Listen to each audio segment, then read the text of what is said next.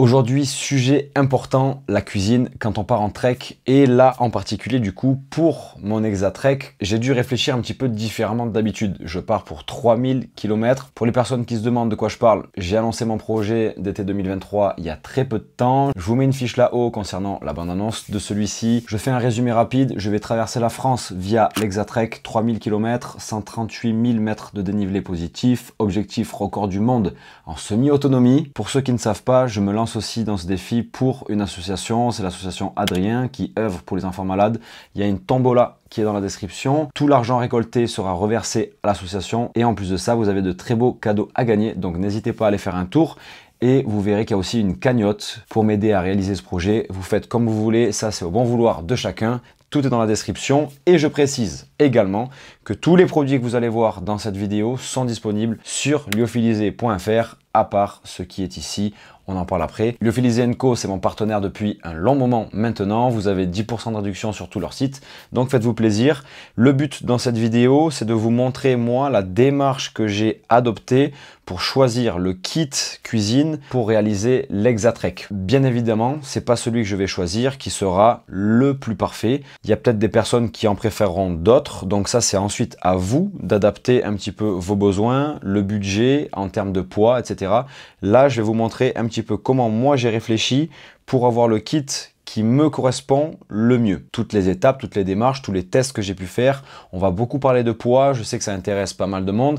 Les personnes qui s'en foutent du poids, tout simplement, vous allez au coup de cœur et à ce que vous préférez le plus en termes de contenance, de réchaud, de marque, etc. Sinon, pour les personnes un petit peu plus pointilleuses, vous allez voir que des fois ça se joue à pas grand chose, mais comme vous le savez, ça, plus ça, forcément on se rajoute toujours du poids dans le sac et le poids pour ce genre d'aventure, 3000 km, c'est un petit peu notre meilleur ami et notre pire ennemi. Donc c'est pour ça que cet été, j'ai pas trop le choix de faire au mieux pour mélanger confort, qualité de produit et légèreté. Donc ça n'a pas été une mince affaire parce que je me dis, des fois du matériel ultra light, eh ben, est-ce que ça va tenir 3000 bornes? Est-ce que je vais pas partir avec la boule au ventre en me disant aïe aïe aïe, ça est-ce que ça va le faire? Est-ce que ça va pas me lâcher en plein milieu?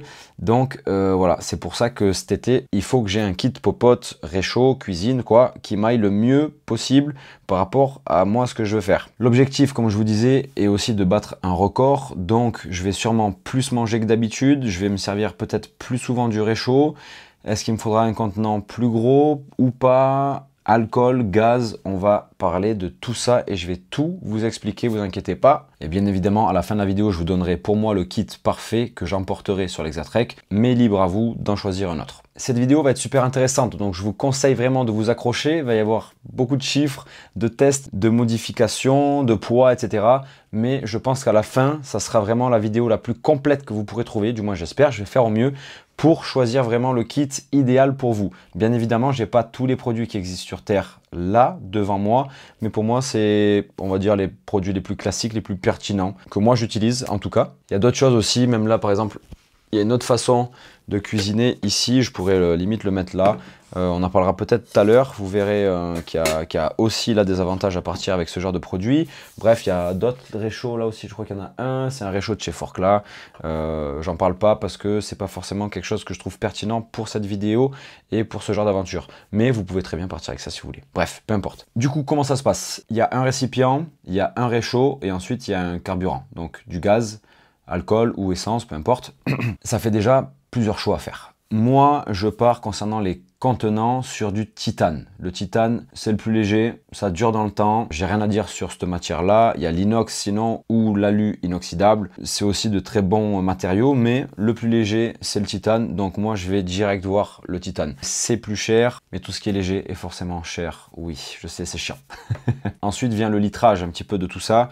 De quoi on a besoin pour partir longtemps en montagne? Est-ce que ça vaut le coup de partir avec une casserole de 1 litre, 1,5 litre, 500 millilitres. C'est délicat à dire, c'est délicat à savoir si on n'a pas trop l'habitude. Pour ce genre de projet, de longue distance sur 3000 km, vous me direz que je parte 15 jours ou 3 mois ou 5 mois, dans le fond, j'ai juste besoin du même récipient, de la même contenance, parce que je vais manger quasiment tout le temps pareil.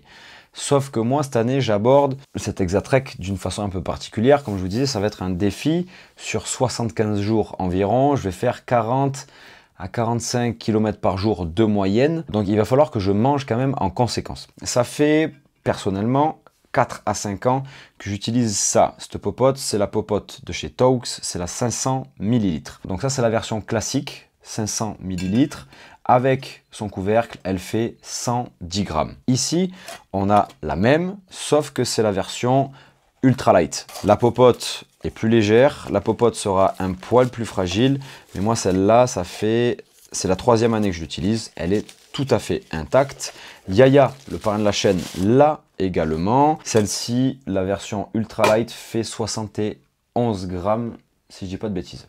C'est ça. Donc déjà, même litrage, mais pas la même épaisseur de titane, donc pas le même poids. On a 30 grammes d'écart déjà entre les deux, alors que c'est les mêmes à la base. C'est un peu au bon vouloir des personnes. Il y a peut-être des personnes qui me diront 30 grammes, j'en ai rien à foutre, je peux prendre la version standard, pourquoi pas, sans problème. Mais du coup, 500 ml, est-ce que ça va suffire ou pas pour vous? Moi, concernant ma nourriture, en général, je mange chaud que le soir, donc je m'en sers que le soir. Si c'est pour faire un thé, un café, 500 ml, il y en a largement assez. Si je veux faire de l'eau pour un lyophilisé et ensuite garder le reste d'eau pour un thé ou une infusion le soir, je peux également. Donc, moi, ça me suffit depuis 3 ans. 500 ml, je trouve ça parfait. Par contre, cette année, je pense que je vais devoir me faire des doubles rations de lyophilisé, ou alors quand je me referai des stocks de nourriture, mettez-moi en commentaire d'ailleurs parce que j'y pense. Est-ce que vous voulez que je vous fasse une vidéo sur la gestion de la nourriture, la logistique en général, sur l'énergie, l'électricité, la nourriture, les ravitaux, etc. Donc voilà, mettez-moi ça en commentaire. Si je vois qu'il y a un gros engouement autour de ce sujet-là, je ferai également une vidéo concernant tout ça. Donc forcément, il va falloir que je mange plus parce que je vais dépenser plus d'énergie, plus de calories. Donc ce qui veut dire des repas plus conséquents. Par exemple, je peux m'arrêter le soir dans une épicerie, prendre un paquet de pâtes avec une boîte de thon, des olives, etc. Et il faut que je me fasse ça à manger le soir. Sauf que dans une petite popote de 500 ml, j'aurai pas des grosses portions, même si je fais des coquillettes. C'est pas là-dedans que je vais vraiment manger un gros repas. Il me va falloir quand même des grosses casseroles de nourriture. Donc cette année, il y a des chances que j'axe plus mon choix sur une popote titane, mais en 700 ml. Je rajoute 200 ml de plus. Et là, je pense que ça fera l'affaire. J'en suis même persuadé. Ce que j'aime beaucoup dans cette version-là, c'est que déjà, elle est évasée. Je trouve qu'il y a une meilleure dispersion de la flamme et que ça facilite donc la cuisson des aliments plutôt qu'une popote beaucoup plus resserrée mais beaucoup plus haute. Ça, c'est juste personnel.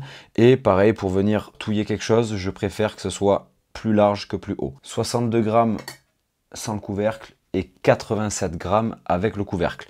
Donc en gros, là, on était à 71 grammes la popote 500 ml.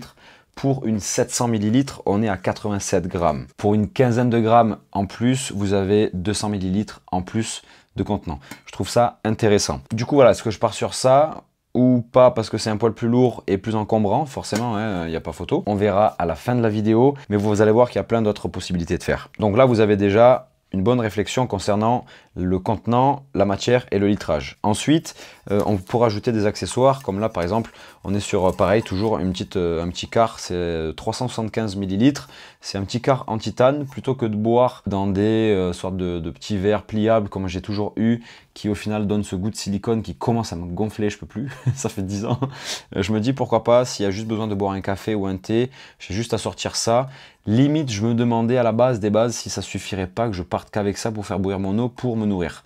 Sauf que 375 ml, c'est vraiment light. Je pourrais le faire en faisant chauffer peut-être 2 fois, mais bon, ça fait perdre du temps, je pense. Et niveau poids, et là, il n'y a pas de petit couvercle, on est à 51 grammes, 20 grammes de moins que celle-ci avec le couvercle, qui a quand même plus de contenance. Donc voilà, ça c'est ou en plus 50 grammes en plus pour le confort, pour boire un thé, un café, ou faire vite bouillir de l'eau pour je ne sais trop quoi, mais pour cuisiner, compliqué. Je mets ça de côté et ensuite on va commencer à mélanger après un petit peu les façons de faire.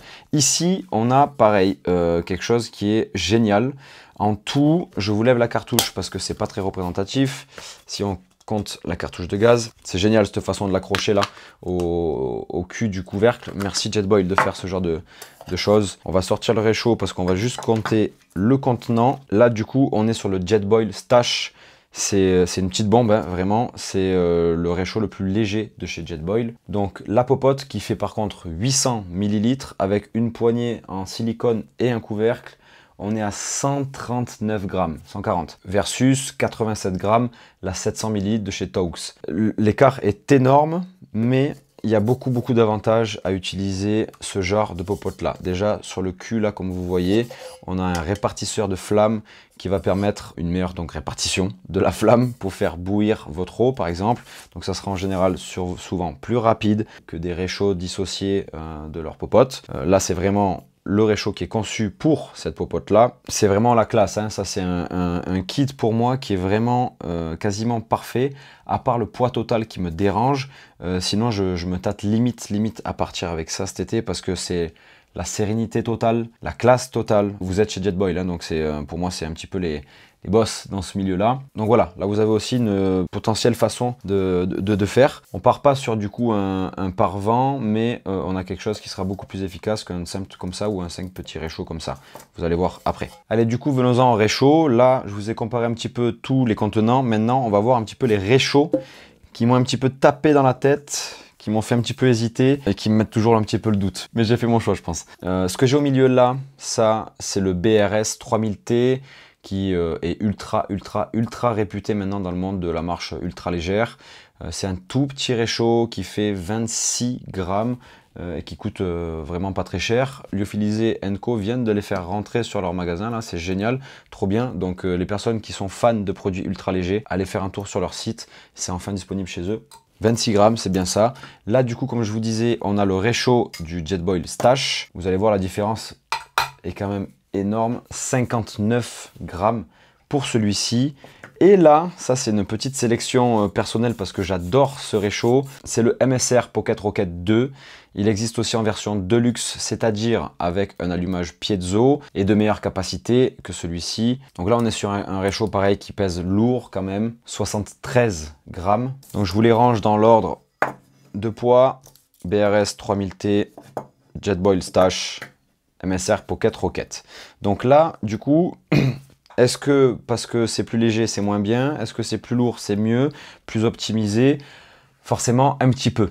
Faut pas se voiler la face, c'est pas un petit truc comme ça à 20 balles qui pèse rien, qui sera aussi efficace, aussi de bonne facture et fiable sur le long terme que ça. Sauf que ce réchaud là, ça fait 5 ans que je l'ai, 5 ans. Il est toujours là, je l'ai jamais changé. Donc pour moi, c'est plus que rentabilisé. C'est 25 balles là. Par contre, là, on aura des réchauds avec une meilleure technicité. Ça sera des choses qui seront plus stables parce que c'est quand même...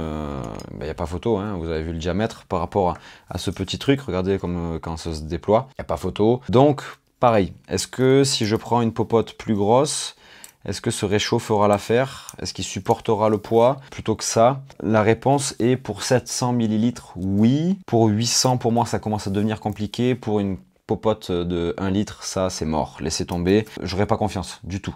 Donc là, il faut directement partir sur ça si vous préférez partir sur du 800, 1 litre de contenance. Tout ce qui est en dessous, le BRS 3000T, sans problème. Alors la question qui se pose, c'est est-ce que ça vaut le coup de prendre quelque chose qui est super léger, mais qui va me faire consommer plus de gaz? Parce que si je consomme plus de gaz, le gaz c'est lourd, est-ce qu'il faut que je me trimballe avec 2 petites cartouches de 100 grammes? Quand je dis 100 grammes, c'est 100 grammes de gaz. Hein. Une cartouche de 100 grammes de gaz, je crois que c'est 200 et des poussières. Ouais, 200 grammes et des poussières, et elle est pas tout à fait neuve, donc elle est comptée à peu près 250 grammes. Est-ce qu'il faut que j'en prenne 2?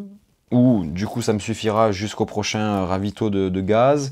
Est-ce que celle-ci va doubler sa durée de vie parce que c'est plus optimisé, parce que le réglage est beaucoup plus sensible, on peut faire quand même bouillir quelque chose à feu doux plus facilement qu'avec un réchaud comme ça? Ça c'est très dur à dire. Moi concernant ce petit réchaud, le BRS 3000T, avec une petite cartouche de gaz comme ça, je fais à peu près, je dis bien à peu près, 10 jours. Ça, c'est une étude que j'ai faite au bout de plusieurs années. Au début, je me disais une semaine. Finalement, 10 jours, je peux faire tirer. En sachant que j'utilise mon réchaud que le soir pour faire un lyophilisé. Sinon, je m'en sers absolument jamais. Le matin, pas de café, pas de thé. Le midi, pareil, pas de plat chaud. Donc voilà, vous avez à peu près les chiffres. Je dis bien une moyenne, ça peut être 15 comme ça peut être 7. Si je chope de la pluie, du froid, du vent, voilà, ça va casser la flamme, forcément, ça mettra plus de temps à bouillir, donc ça fera consommer plus de gaz. Pour moi, c'est pas énorme la différence. Je vais pas avec ça avoir une durée de vie de cartouche de 3 semaines et avec ça, une durée de vie de 1 semaine tout juste. S'il y avait ça comme différence, il n'y aurait même pas à réfléchir, on part directement sur ça. Oui, c'est 3 fois plus lourd, mais ça me fait consommer 3 fois moins de gaz. Donc au final, on s'y retrouve.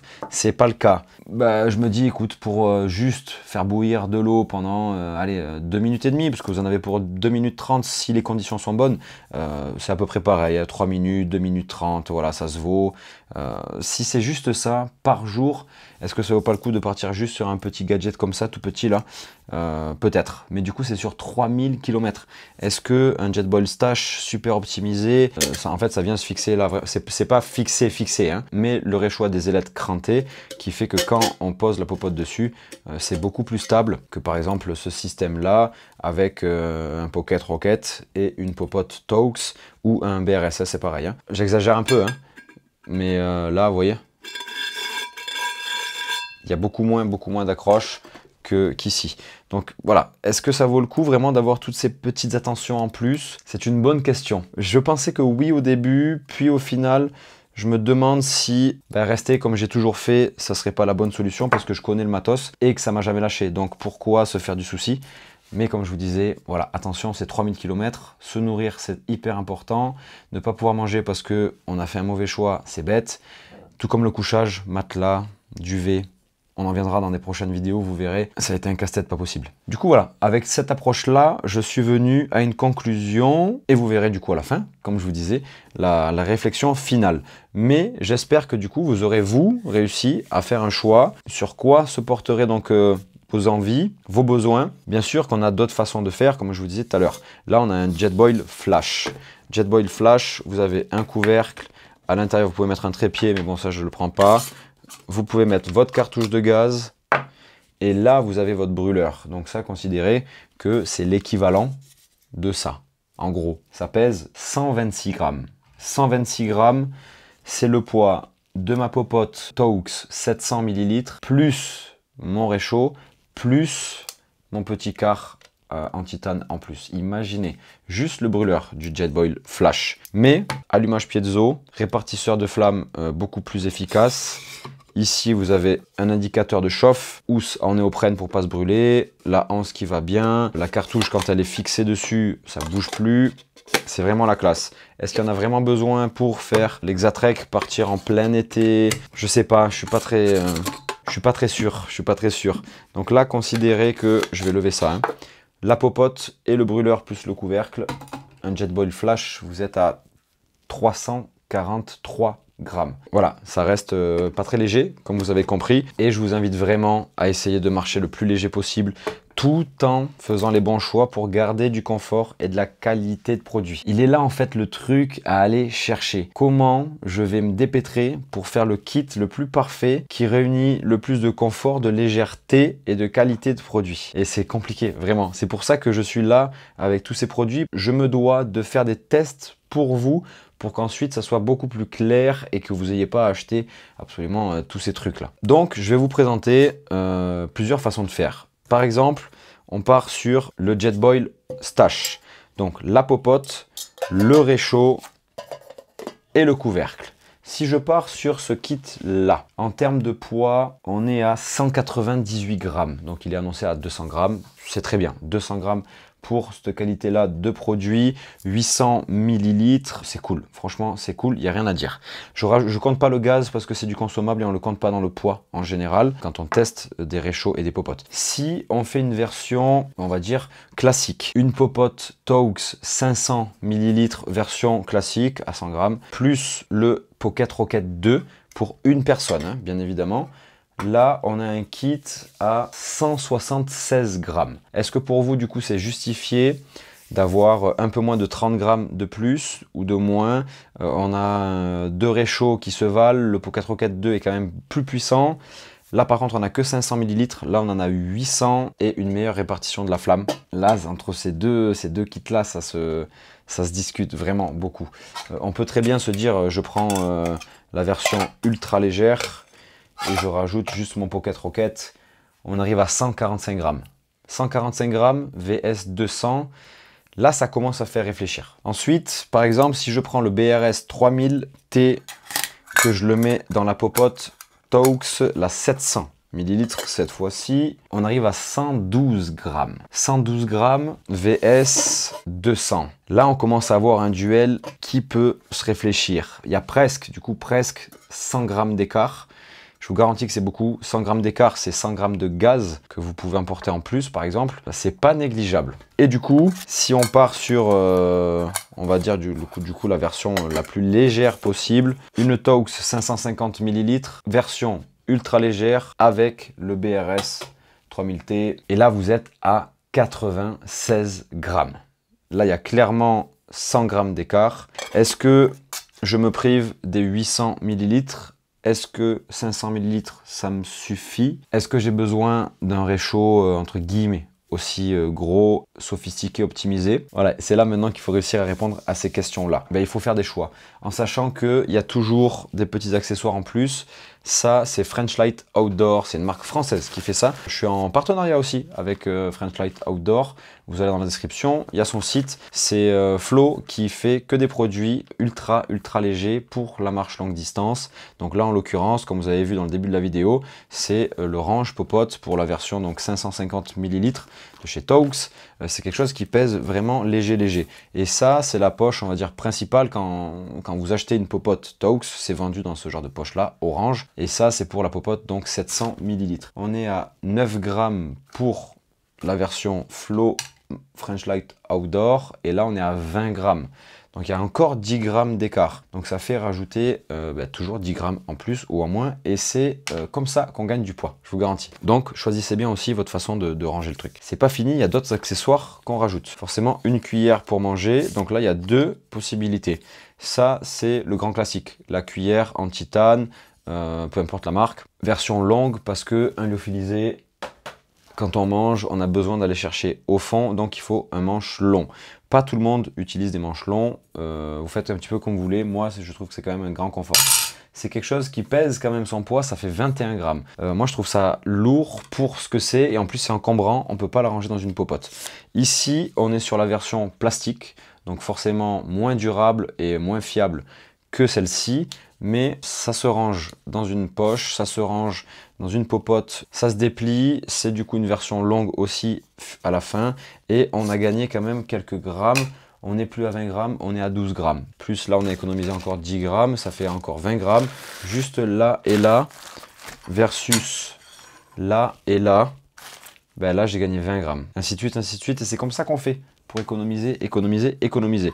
Ensuite, la question se pose, est-ce que je rajoute un pare-vent ou pas? Ça, c'est un pare-vent de chez Taux, c'est un truc super léger, hein. Avec l'étui, ça pèse 15 grammes. Moi, je pense que c'est judicieux de partir avec ça si on veut encore plus économiser du gaz. Sauf que le bruit, ça me saoule, c'est un peu coupant, c'est des fois un peu chiant à installer, je trouve. C'est juste une feuille en fait de titane, hein, tout simplement. Moi, j'ai toujours fait sans, je me suis toujours débrouillé et j'ai jamais trop été en galère. Vous voyez, c'est un truc comme ça. Juste ce bruit là, il me gonfle, je peux pas me le voir ce bruit. Donc on peut trouver des petites alternatives. Je vous en ai parlé des fois de temps en temps dans des vidéos où je vous donne des astuces pour améliorer vos bivouacs, etc. De comment faire si on n'a pas de pare-vent. Je l'ai jamais fait avec pare-vent. Du coup, je pense pas que je prendrai de pare-vent cet été. Mais il faut y penser, 15 grammes en plus et on a quelque chose qui nous coupe du vent. Voilà. Alors il faut savoir qu'il y a aussi une autre façon de faire. Et c'est possible, c'est pas quelque chose qui m'enchante beaucoup parce que d'une part, j'ai jamais trop testé ce genre de système là et moi j'ai besoin que voilà, j'allume, j'envoie les watts, ça bout vite et je mange. Voilà pourquoi j'étais un petit peu moins emballé par ce genre de système là. Là on est sur un système donc non pas au gaz mais à l'alcool. C'est un système de chez X-Boil. X-Boil c'est une marque, si je vous dis pas de bêtises, allemande. C'est un petit gars qui fait ça et je trouve ça trop intéressant. Merci à lui. Je sais pas s'il comprendra le français, je ne pense absolument pas. Mais du coup, ça part sur un petit Dankeschön. C'est tout ce que je sais dire en allemand. Ce mec-là a fait quelque chose qui m'a mis le doute. Et bravo à lui. Donc là, on est sur un système de, donc tout simplement de réchaud à alcool. À l'intérieur, il y a une sorte de mousse éponge absorbante pour le liquide.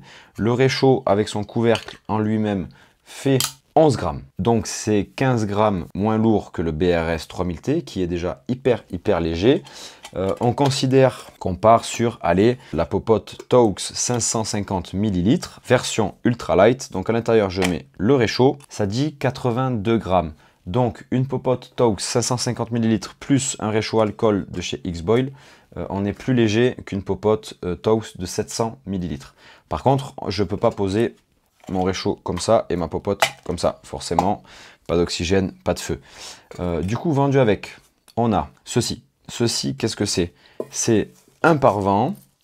Et en plus de ça, avec ces petites ailettes là, vous venez les fixer autour. Et c'est ça qui va vous permettre donc de poser votre popote dessus. Donc en gros, je résume. Réchaud à alcool, on met l'alcool qui vient de ces récipients là. De ce que me disait donc le patron de chez X-Boil, ça c'est contenant. Il n'y a même pas la contenance du truc. En gros, ça c'est une dose. 3-4 jours et une semaine. Tac. On vient poser ici le pare-vent qui sert aussi de repose popote. Les petites ailettes sont là. Et je viens poser ma popote dessus comme ça. Je trouve ça trop stylé. Clairement, je vous dis clairement ce que j'en pense. Donc forcément, pour s'en servir, absolument, il faut qu'on utilise ce système-là. Donc, le réchaud, plus le porte-popote et le pare-vent, du coup, plus la popote. On est à 117 grammes. Ça, c'est cool. On a un réchaud, un pare-vent, plus une popote. Je rappelle que le BRS 3000T plus la popote 550 ml, on est à 96 grammes. Pour à peu près 20 grammes de plus, on a un pare-vent et un système vraiment bien optimisé qui va vraiment garder la chaleur autour, etc. Bon, voilà, je trouve ça cool. Et forcément, c'est beaucoup plus léger de trimballer une flasque comme ça qu'une cartouche de gaz comme ça. Maintenant, voilà, il y a des choses qui me déplaisent un petit peu moi dans cette façon de faire à l'alcool. Comme je vous dis, c'est une flamme qui est pas très vive. C'est pas quelque chose qui est hyper efficace. On va compter, je pense, le double, voire presque des fois le triple du temps pour faire bouillir son repas avec de l'alcool. Je sais pas si je pourrais faire ça pendant 2 mois et demi en fait. C'est tout simplement pour ça que je ne partirai sûrement pas avec ça. Le truc qui me dérange, c'est que je ne peux pas régler ma flamme et il y a aussi le réassort qui doit se faire. Alors je dis pas que c'est plus chiant de faire un réassort d'alcool que de gaz, mais vu que je me suis jamais trop intéressé à ça, je sais pas s'il y a donc plus de facilité à trouver du gaz que de l'alcool ou l'inverse. Pour moi, du gaz, j'en trouve tout le temps. Donc l'alcool, je présume que aussi. J'aime pas trop en fait ce système-là de je mets un liquide inflammable dans un truc, ensuite j'allume. Je sais pas, c'est juste psychologique en fait. Le gaz, c'est tchac, c'est vissé et j'allume mon réchaud et voilà, voilà. Je sais pas comment l'expliquer. Je préfère le système gaz que alcool, mais ce combo-là à 117 grammes, je trouve ça trop intéressant. En sachant qu'il y a des gens qui font leur propre réchaud à alcool, leur propre système avec des culs de canettes de coca par exemple. Franchement, respect à eux. Moi, j'ai pas la patience. C'est un peu trop limite et minimaliste pour moi à mon goût. On en vient du coup à la conclusion. Qu'est-ce que moi je choisis dans tout ça? Du coup, quel a été mon choix pour cet été? Avec quoi je vais partir en termes de kit popote pour mon Exatrek? Ça n'a pas été quelque chose de facile. Comme vous avez compris, je me suis bien trituré l'esprit. J'ai beaucoup pesé, repesé, testé différentes façons de cuisiner, tester différents setups, voir à peu près ce qui serait le plus judicieux et intelligent pour moi. Et je suis donc arrivé à la conclusion qu'il ne fallait pas trop que je change mes habitudes. C'est pour ça que cet été, je pars avec le kit qui est à ma gauche. Popote Taux 700 ml accompagné de son BRS 3000T ainsi que la cuillère de chez Jetboil en plastique. On verra combien de temps elle me fait. C'est pas quelque chose qui est, on va dire, indispensable et crucial. Si j'ai pas de cuillère, je me débrouillerai, je mangerai avec un bout de bâton ou avec les doigts, peu importe. Je l'ai testé plein de fois, j'ai l'impression que c'est solide, donc voilà. Ça, en plus, ça prend pas de place. Elle pourrait rentrer avec le réchaud, mais j'aimerais bien mettre la cartouche de gaz à l'intérieur avec un petit peu, par exemple, je vais vous montrer tout simplement, comme je vous disais, un mouchoir ou deux pour pouvoir faire un petit peu la vaisselle rapide, et encore la vaisselle, je la fais pas trop. Donc je voyais bien la cartouche de gaz, le petit réchaud ici, 3 mouchoirs comme ça là, tic, pouf, et on ferme. Et ça du coup à côté ou sur le dessus, parce que du coup Flo de chez French Light Outdoor va me faire un range popote mais version 700 ml pour que je puisse donc tout rentrer là dans mon kit comme ça, tac tac tac, et que je puisse venir fermer, et j'aurai tout là à portée de main, le gaz, le réchaud, de quoi faire un petit peu de vaisselle et la cuillère. Quand je dis 3 mouchoirs, vous pouvez bien évidemment, et il y a des chances que je parte sur ça, parce que moi les mouchoirs en fait je m'en sers aussi donc de PQ et nettoie un petit peu tout en fait. Donc voilà, c'est pour ça que j'avais des mouchoirs là, mais une petite paille de fer, ça peut le faire aussi, c'est super léger. Une éponge, c'est un peu moins hygiénique, ça récupère les microbes, ça met du temps à sécher. Donc voici mon kit final. On va faire un dernier calcul du coup. Le réchaud, la popote, son couvercle. Et on va quand même compter l'étui, compter 2 grammes en plus parce qu'il sera juste un tout petit peu plus grand que celui-ci. Donc on va tout mettre à l'intérieur et on a rendu 2 grammes au-dessus. Cet été donc mon kit popote pèsera 133, donc 135 grammes. Je pense que c'est pas trop mal. Il y a certaines personnes qui penseront que 135 grammes pour un défi de record, c'est toujours ça en plus. Et en plus de ça, du coup, ça veut dire cartouche de gaz en plus pour un repas par jour chaud. Je suis d'accord avec vous, sauf que mentalement, je ne suis pas prêt à manger froid le soir. Je trouve ça trop important pour mon corps, pour me réchauffer, pour pas trop dépenser de calories la nuit parce que j'ai rien dans le corps qui me tient chaud et que du coup mon corps travaille. J'arrive pas, je suis obligé de manger chaud le soir. Je trouve ça réconfortant, je trouve ça chaleureux et je trouve que ça fait du bien et tout simplement c'est bon quoi. Je ne dis pas du coup que ce genre de kits là sont inintéressants, au contraire j'ai longuement hésité avec la version Stash. La version Stash, je pense que pourquoi pas partir avec pour des treks de 3-4 jours, limite. Je sais même pas si j'aurais pas fait la GTA avec 600 bornes, tu pars avec un Stash, tu sais que tu es frais comme tout. Sinon, ce setup là aussi, une petite popote avec un réchaud qui est fiable et qui bombarde. Tout dépend où vous êtes, peut-être, je sais pas, voilà, dans un endroit plus venteux ou autre. Pourquoi pas, venteux, venté, je sais jamais. J'espère ne pas regretter la cuillère en titane longue parce que c'est quand même quelque chose qui est voilà, qui a fait ses preuves. Je voulais quelque chose de beaucoup plus compact tout simplement parce que dans la poche de cuisine c'est du Dyneema, ça aime pas trop l'abrasion et quand je roule des fois je sens que la cuillère elle est comme ça quoi dans la matière. Ça me fait un peu plus chier. Là c'est du plastique, c'est plié, c'est là-dedans ou alors c'est même jeté comme ça dans la poche à bouffe. Ça me fait moins de soucis et c'est plus léger. Bref, voilà, j'espère que cette vidéo complète sur les popotes réchauds, les bons choix à faire, les bonnes configs à avoir pour partir sur l'Exatrek vous aura intéressé. Si c'est le cas, si vous avez appris des choses, si cette vidéo vous a permis de choisir le kit parfait pour vous partir cet été, pas forcément sur l'Exatrek. Moi, c'est ma configuration parfaite selon moi pour l'Exatrek.